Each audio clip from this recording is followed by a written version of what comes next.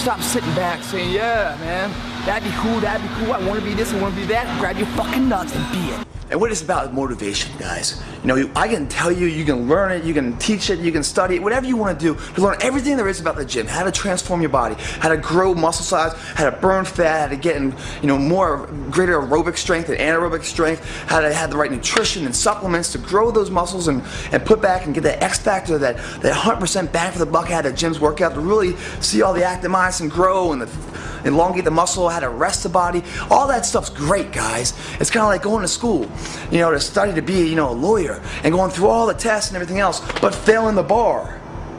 So therefore you can't practice what you've learned. So therefore it's all for fucking nothing.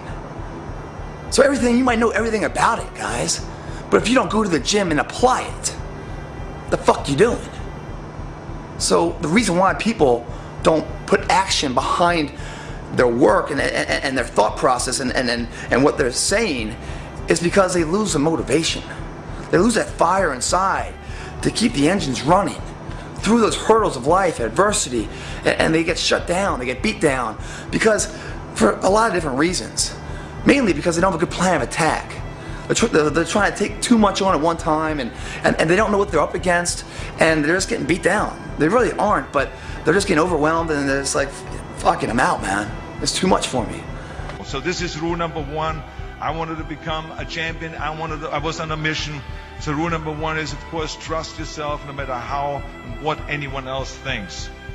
And of course, rule number two is break the rules. We have so many rules in life about everything. I say break the rules, not the law, but break the rules. My wife has a t-shirt.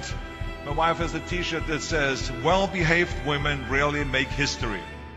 Well, you know, I don't want to burst her bubble, but the same is true with men. It is impossible to be a maverick or a true original if you're too well behaved and don't want to break the rules. You have to think outside the box. That's what I believe. After all, what is the point of being on this earth if all you want to do is be liked by everyone and avoid trouble?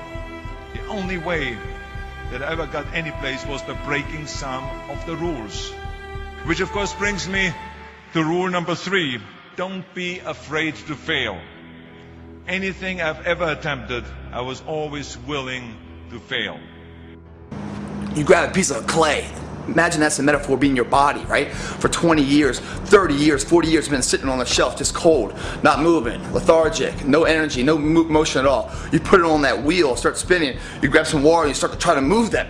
It's not moving, man, it's not moving at all. But as you start putting your hands on it, start moving, you start heating it up, heating it up, heating it up. That's your body going to the gym, week after week, week after week, week after week. And all of a sudden it hits the plateau, boom, it starts moving, right? All of a sudden you can start creating something where before you couldn't. And then once you create what you want, you let it dry and cool out, and then bam, it's locked. It's not going anywhere. What I'm trying to say is the transformation portion is 10 times, 100 times harder than actually being in shape and staying in shape. Maintaining an in-shape state is simple, guys. It's transforming it so hard that makes the transformed state of being in shape so desirable in society. Which brings me to rule number four, which is don't listen to the naysayers. I mean, how many times have you heard that you can't do this and you can't do that and it has never been done before? Just imagine if Bill Gates had quit when people say it can't be done. I hear this all the time. As a matter of fact, I love it when someone says that no one has ever done this before, because then when I do it, that means that I'm the first one that has done it. So pay no attention to the people that say it can't be done. So I never listen that you can't. I always listen to myself and say, yes, you can. And that brings me to rule number 5, which is the most important rule of all. Work your butt off. You never want to fail because you didn't work hard enough. I never wanted to lose a competition or lose an election because I didn't work hard enough. I always believed leaving no stone unturned. Just remember, you can't climb the ladder of success with your hands in a pocket. And that takes me to rule number 6, which is a very important rule. It's about giving back. Whatever path that you take in your lives, you must always find time to give something back. Something back to your community, give something back to your state or to your country. And my father-in-law, Sergeant Shriver, who is a great American, truly great American, who started the Peace Corps, the Job Corps, legal aid to the poor.